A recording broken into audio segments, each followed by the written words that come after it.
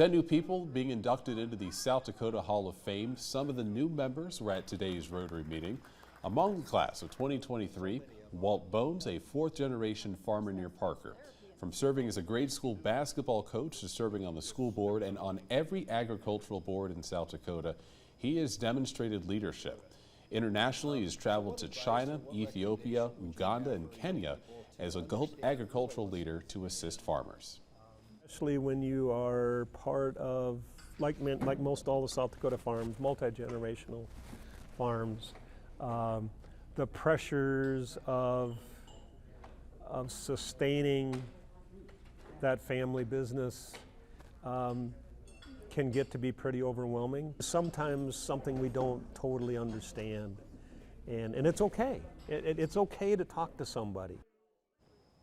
The class of 2023 inducted on September 9th.